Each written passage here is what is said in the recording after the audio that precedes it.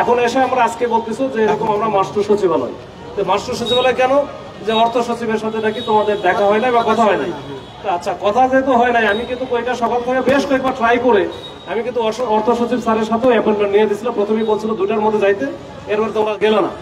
পরে এখন আছে 4টায় বলছে যে 4টার সময় আসুক, আমি ওদের সময় দেবো। এর মধ্যে মানে স্যার হচ্ছে একটা মিটিংয়ে আছে, তো তোমরা 4টার সময় চলে যাও, গিয়ে ওইখানে কথা বলো।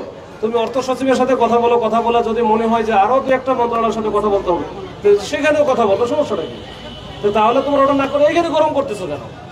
এখানে যখন রাস্তায় নামবা তখন কি আমি রাস্তায় নামতে দিব বা দেওয়া উচিত? আমি তো তোমার জন্য সবই করতেছি, তো তাহলে রাস্তায় নামবা কেন আমার বলো? অন্য কোন উদ্দেশ্যে যদি থাকে সেটা ভিন্ন জিনিস, যে আমার স্যার উদ্দেশ্য আছে অন্য, আমার এগুলোর কিছু দরকার নাই। আমরা মাঠে আছি স্যার। তাহলে তোমাদের যে 2জন বা 3জন বা 4জন যাইতে চাও, আমাদের গাড়ি আছে, আমি পাঠাই দিতেছি, গিয়ে কথা বলে আসো। কথা বলে যদি ওইখানে সমাধান না হয়, সমাধান সবই যে হবে তা না। এখানে তো আসলে পলিসি মেকিং এর বিষয়, তোমাদের এগুলো অনেক বিষয় আছে যেটা হচ্ছে হাই লেভেলের বিষয়। এটা সচিব মহোদয় যদি না পারে, সে বলবে যে আমাদের উপদেষ্টা সহ মাননীয় প্রধান উপদেষ্টা বাইরে আছে, উনি আসুক, ওনাদের সাথে কথা বলে এই বিষয়গুলো আমরা ঠিক করবো।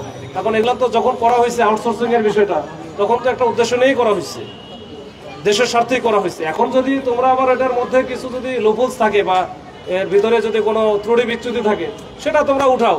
এটা সমাধান করতে গেলে কি করতে হবে, তারা আগে বসুক, তাদের মাথায় তো দিয়ে আসতে হবে। তো আগে আগে কথা বলতে পারো না, এখন কথা বলো। যাও, তোমরা হচ্ছে 2জন বা 3জন যা আছে চলে যাও, ঝামেলা টামেলা করো, পরে দেখলে আমাদের সাথে তোমাদের বাধা যাবে। আমরা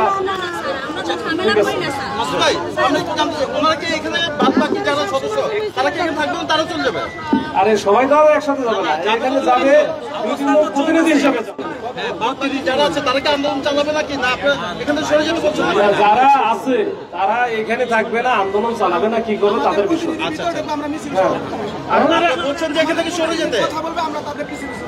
আপনারা কি মার্চ টু কর্মসূচি প্রত্যাখ্যান করলেন কিনা?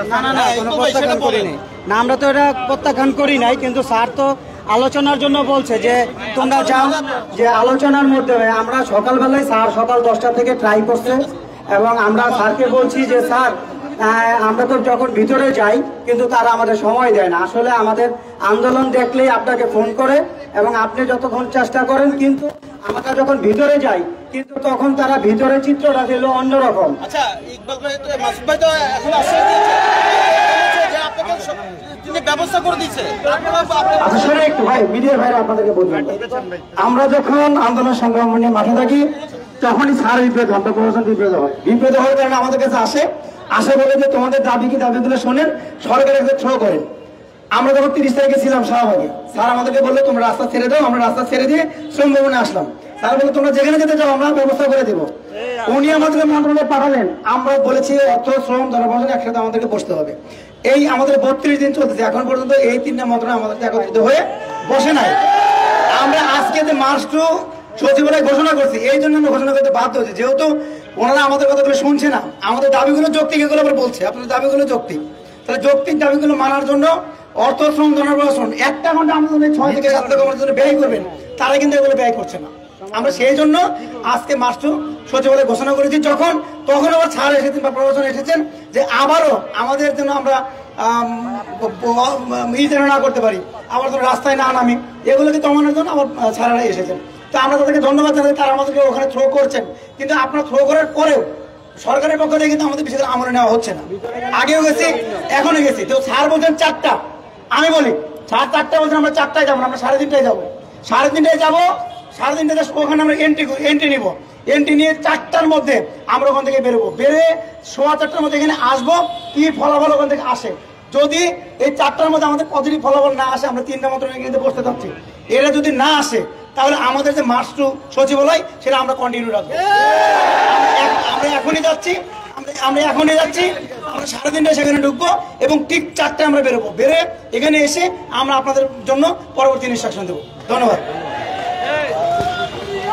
3:30টায় তোমার তো ঢুকতে দেবে না, মানে 3:30 তোমার তো অ্যাপয়েন্টমেন্ট নেওয়া হচ্ছে 4টায়। এতটুকু করেন স্যার,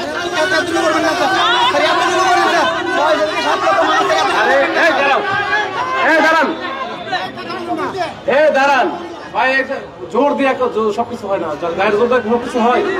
আমি বলছি যে এখানে তোমার অ্যাপয়েন্টমেন্ট দিচ্ছে 4টায়, মানে অ্যাপয়েন্টমেন্ট 4টায় দিচ্ছে কি কারণে, ওইখানে মিটিং আছে, তো মিটিং একটা সাড়ে তোমার সাথে কথা বলবো না, তো মিটিং করে তো তোমার সাথে কথা বলবে। তুমি 4:30টায় তো 4টার পরে তুমি কেমনি বেরোবা? তোমার 4টায় তো মিটিং শুরু হবে না, শুরু হবে তোমারটা। তো স্যার বুঝতে গেছে যে আমাদের আন্দোলনটাকে নষ্ট করার জন্য স্যার টাইমের ব্যাপারে করতে আন্দোলন তোমার তো আমি তখন বলছিলাম, প্রথমেই বলছিলাম 1:30টার দিকে, যখন ইয়ে বললাম যে দ্রুত চলে যাও, স্যার আমরা এটা কি আন্দোলন নষ্ট করার জন্য? আমরা তো বলছি স্যার যে আপনারা 3টা মন্ত্রণালয় ট্রাই করেন স্যার, একত্রিত বসে 3টা মন্ত্রণালয় আমি এটা জানিও না, এটা কেবল শুনতেছি। আমি যখন শুনছি যে অর্থ সচিব, তুমি বললাম না যে অর্থ সচিব স্যারের সাথে আমাদের দেখা হয়নি, ওই সাথে আমাদের দেখা করা জরুরি, তখনই আমি ওইটা ট্রাই করার জন্য আমি শেষ পর্যন্ত কমিশন স্যারকে ফোন দিচ্ছি। স্যারকে ফোন দেওয়াইছি, ফোন দেওয়ার পরে অ্যাপয়েন্টমেন্ট নিয়েছি। তখন প্রথম বললো 1:30টা তখন বাজে অলরেডি, যে দ্রুত যাইতে বলো, 2টার মধ্যে ওনার মিটিং আছে, 2টার আগে যদি যাইতে পারে তাহলে হবে। আমি তো গাড়িও রেডি করলাম যে আমাদের গাড়িতে চলে যায়। আচ্ছা যাই হোক, এখন যেটা তো হয়ে গেছে, এখন যেটা হয়েছে 4টার সময় বলছে তোমরা চলে যাও, গিয়ে স্যারের সাথে কথা বলে তোমাদের কোন বিষয় আছে এটা লিখিত যদি থাকে তাহলে লিখিতটা দিয়ে আসো, লিখিত দিয়ে আসো, ঠিক আছে? আচ্ছা সবাই